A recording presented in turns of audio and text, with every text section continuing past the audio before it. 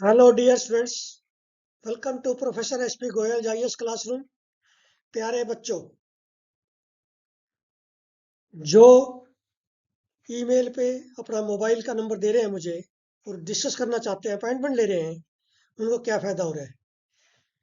3 बार fail हो गए prelim में, 4 बार फेल हो गए। क्यों? क्योंकि हमने अपनी स्ट्रेटजी चेंज नहीं की। यदि एक अपॉइंटमेंट लेने से आपकी प्रॉब्लम सॉल्व होती है, आपकी एंग्जाइटी खत्म होती है, आपका स्ट्रेस खत्म होता है, आराम से नींद आती है, पहली बार में प्रीलिम होता है, तो फिर उसमें क्या हार्म है अपॉइंटमेंट लेने में? क्यों शाइनेस है? भैया आपने कलेक्टर लगना है। जब जो कहते हैं ना, जब हमने ये सोच लिया कि हमने आईएएस बनना है, तो फिर शर्म किस चीज की? अपॉइंटमेंट लीजिए अभी। कल एक बच्चा कहता है सर मैं सोच नहीं सकता था, एक यूनिवर्सिटी का प्रोफेसर खुद टेलीफोन करेगा। भाई, मैं आपके सक्सेस के लिए डिटरमाइंड हूँ। जब मैं 12-13 घंटे आपके साथ मेहनत कर रहा हूँ तो आपको, और आप भी मेहनत कर रहे हैं, तो क्यों ना हम मिलके ऐसी स्ट्रेटजी बनाएं कि आराम से हमारा प्रीलिम हो जाए, मेन में अच्छे नंबर आए और आप सीधे लबास ना जाओ। आज इंडियन एक्सप्रेस में, कल और आज, और हिंदू में डॉक्टर मनमोहन सिंह पर इतने लेख हैं। आपने क्या करना है, अच्छी अच्छी लाइनें कि उन्होंने क्या इकोनॉमिक रिफॉर्म्स किए हैं 1991 के बाद, जो लिबरलाइजेशन हुई है, जो पूरे वर्ल्ड में नोन है। तो ये एक 10 नंबर का क्वेश्चन आपका पक्का है। ऐसे क्वेश्चन आपको पहले ही पता होता आएंगे, लेकिन हमारे पास आंसर नहीं होते मॉडल। आप इन न्यूज़ से, जैसे मैंने ये इंपॉर्टेंट न्यूज़ दी है, इसमें बड़ी इंपॉर्टेंट है। 1991 के बाद जो इन्होंने रिफॉर्म्स किए हैं, बड़ी अच्छी लैंग्वेज है। नरसिम्हा राव की गवर्नमेंट थी, क्या रिफॉर्म्स किए इन्होंने, वो सारे आपने मॉडल आंसर में मुझे भेजने हैं। और मैं भी कोशिश करूंगा कि इसका एक आंसर आपको बना के दूं, ताकि हम 10 में से हमारे 7 नंबर आ जाए। जब हमें पता है कि ये क्वेश्चन आ सकता है, इसका फॉर्मेट कुछ हो सकता है और भी, ये भी कह सकते हैं वो कि इकोनॉमिक रिफॉर्म्स के जनक थे, किसी रूप में भी आ सकता है जीएस 3 में। लेकिन ये बड़ा इंपॉर्टेंट क्वेश्चन है, तो इसका आपने जो है नोट्स बनाने हैं। अब ये पेज नंबर 17 इंडियन एक्सप्रेस में आप मैप देखिए पहले अच्छी तरह से। ये सियांग अपर मल्टीपर्पज प्रोजेक्ट, ये बड़ी इंपॉर्टेंट होगी, नीति आयोग ने प्रपोज की थी कि अरुणाचल प्रदेश में लगेगी। और अब क्योंकि अब जो है चाइना लगाने जा रहा है वर्ल्ड का सबसे बड़ा जो है प्रोजेक्ट, इंडिया चाइना बॉर्डर पे, उससे हमारा क्या है, इंडिया और बांग्लादेश अफेक्ट होंगे, पानी का लेवल का फर्क पड़ेगा। इसलिए ये इंपॉर्टेंट होगा इस बार क्वेश्चन प्रीलिम्स और मेंस के लिए। अब सियांग रिवर को क्या कहते हैं? ब्रह्मपुत्र असम में, अरुणाचल प्रदेश में सियांग है। और यहाँ पे जो है, जो आदि ट्राइब है, आदि, वो इसको पूजती है, वर्शिप करती है सियांग रिवर की। ठीक है। और सियांग रिवर कहाँ से निकलती है? माउंट कैलाश इन तिब्बत, ये आपको पता है। और सियांग रिवर को तिब्बत में क्या कहते हैं? Yarlung Tsangpo. ये हालांकि स्टैटिक का क्वेश्चन है, लेकिन करंट के साथ जुड़ गया। अब ये कह रहे हैं कि ये जो है सियांग रिवर है, ये 1000 किलोमीटर चल के ईस्टवर्ड अरुणाचल प्रदेश की तरफ, उससे पहले ये एक हॉर्स शो बैंड बनाती है। Horseshoe bend around Namcha, Namcha Barwa mountain peak, नामचा Barwa mountain peak, वहां पे ये जो है हॉर्स शू बैंड बनाती है। हॉर्स शू बैंड एक ही नदी बनाती है सिर्फ वर्ल्ड में। एंड फिर ये जो है अरुणाचल प्रदेश में एंटर करती है, जिसका नाम होता है सियांग रिवर। ठीक है। और इसकी ट्रिब्यूटरी पूछ ले आपसे, सियांग रिवर की ट्रिब्यूटरी है दिबांग और लोहित। क्या है? सियांग रिवर की ट्रिब्यूटरी कौन सी है? दिबांग और लोहित।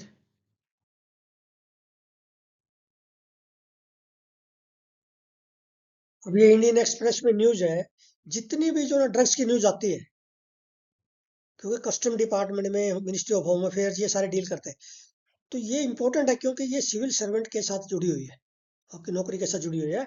सबसे पहले इसमें लिखा है NDPS act, narcotics drugs and psychotropic substances act, NDPS act कहते हैं। ये कौन सी मिनिस्ट्री इंप्लीमेंट करती है? मान लिया इसमें कौन अंदर संशोधन करना है, मान लिया इस एक्ट में, कौन सी मिनिस्ट्री संशोधन लेके आएगी? कौन सा मिनिस्ट्री? लेके आएगा पार्लियामेंट में। ये हम कनेक्ट नहीं करते। तो ये मिनिस्ट्री है union ministry of social justice and empowerment. फिर ये देखिए, कोकेन, हीरोइन, मैथ, इनमें डिफरेंस क्या है? जितने ड्रग है, थोड़ा थोड़ा डिफरेंस है। ये मुझे याद है, मेरे एक फ्रेंड थे, उनको 85 में जो ना ये क्वेश्चन पूछा इंटरव्यू में, क्योंकि वो कस्टम में ट्रेनिंग ले रहे थे। वो कस्टम में आईआरएस में आ गए थे और उसके बाद में आईएएस में आए, उनका रैंक आया। तो वहां पे जब इंटरव्यू हुआ उनका, तो वो कस्टम में ट्रेनिंग ले रहे थे, उनसे यही पूछा, डिफरेंट जो सब्सटेंसेज उनमें डिफरेंस क्या है, कैसे कैसे बनते हैं, कौन सा नेचुरल है, कौन सा ऑर्गेनिक है, लाइक दैट। तो इस तरह से क्वेश्चन निकालता है इंटरव्यू में भी।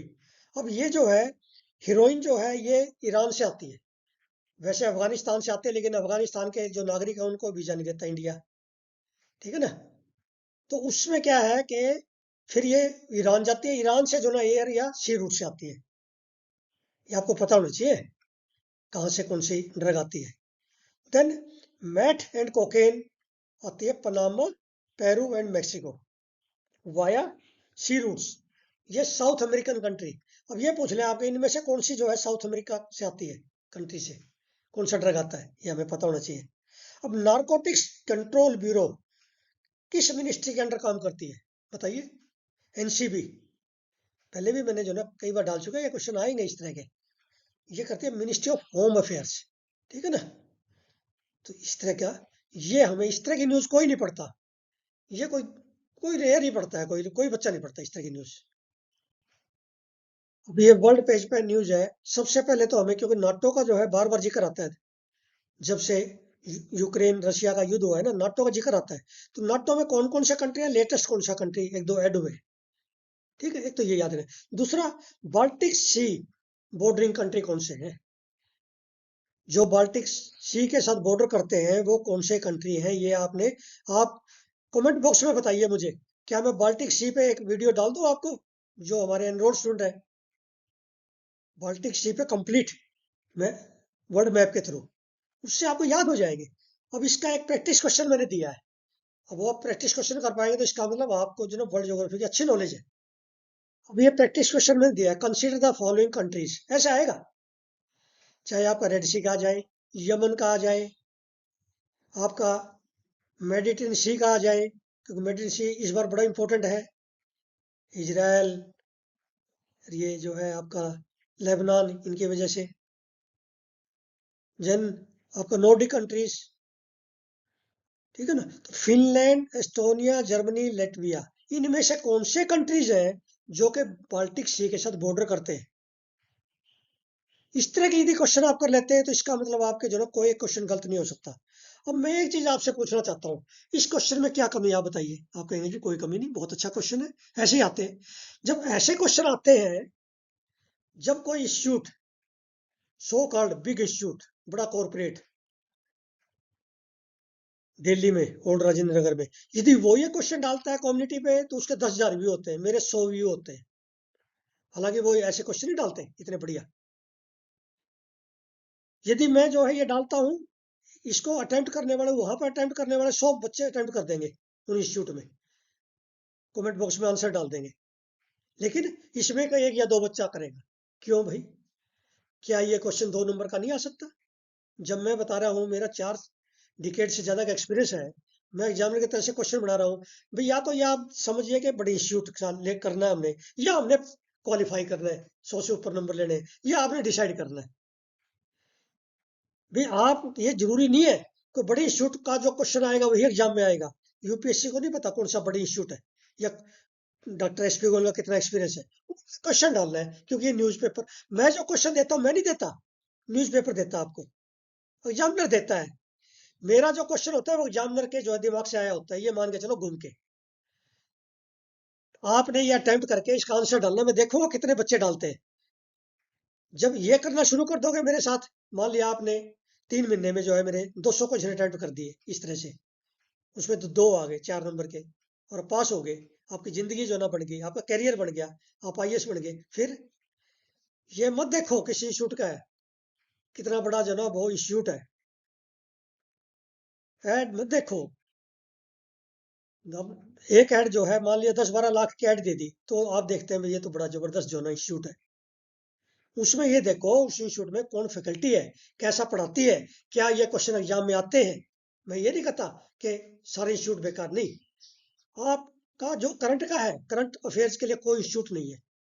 आप बता दीजिए कमेंट बॉक्स में भी, ये जो है आप जैसे क्वेश्चन डालता है, मेरे जैसे बता दीजिए। क्योंकि 4-5 घंटे मेहनत करनी है, हर एक का बस के नहीं इतने एक्सपीरियंस फैकल्टी के। इतना एक्सपीरियंस फैकल्टी नहीं है किसी के पास जो 40 साल का जिसका तजर्बा हो, यूनिवर्सिटी का प्रोफेसर हो, और वो 4-5 घंटे बैठ के क्वेश्चन आपके लिए बना दे। ये तो मैं रेयर जो ना आपको मिलेगा। जब रेयरेस्ट ऑफ रेयर केस है तो आप विश्वास कीजिए। तो इस तरह के जो क्वेश्चन है आप बताइए, ये मैम आप कमेंट बॉक्स में डालिए कि सर इसको मैप के थ्रू लाइए, मैं मैप के थ्रू दिखाऊंगा आपको। वर्ल्ड मैप सीरीज मैंने चालू की है, उसके थ्रू लेके आऊंगा। चाहे वो बाल्टिक सी का है, नॉर्डिक कंट्रीज है, साहेल रीजन है, अमेजोन फॉरेस्ट कंट्रीज है, कोंगो बेसिन में कौन कौन से कंट्रीज हैं, कौन कौन सी जो लिटानी रिवर कहाँ कहाँ से निकलती है, किस किस कंट्री से। जो न्यूज़पेपर में आता है, मैं नहीं देता अपने मन से, मैं न्यूज़पेपर फॉलो करता हूँ। एग्जाम में भी न्यूज़पेपर फॉलो करता है। ये जो क्वेश्चन आ रहे हैं न्यूज़पेपर से निकल निकल के आ रहे हैं मेरे दिमाग के थ्रू, तो क्यों मैं इसका फायदा उठाऊं। आपके मान लिया मेरी कोर्स ज्वाइन करने से 40 से 50 नंबर बढ़ गए, तो आपको कौन रोकेगा प्रीलिम में। आपको क्वालिफाई करने से कौन रोक सकता है, किसकी हिम्मत है। इतना आपकी तैयारी है 1-2 साल में कि आप 50 नंबर और ले सकते हैं। पॉलिटी भी है जिसमें 15 क्वेश्चन आते हैं, एनवायरमेंट है, स्टैटिक काफी आता है। तो यदि मेरे 20-25 क्वेश्चन ठीक हो गए, 40 से 50 नंबर मैंने बढ़ा दिए, फिर उसमें जो नेगेटिव मार्किंग होनी थी 4-5 नंबर की, वो बचा दी। आपको गेस नहीं करने पड़ेंगे। आप जो है आराम से 60 क्वेश्चन, 65 क्वेश्चन किए अटेम्प्ट, और आराम से जो है आगे खुश होकर एग्जाम से कि मेरे जो है 50 नंबर तो गलत, 50 क्वेश्चन तो मेरे 100% ठीक है, कोई गलत कर ही नहीं सकता, 55 ठीक है।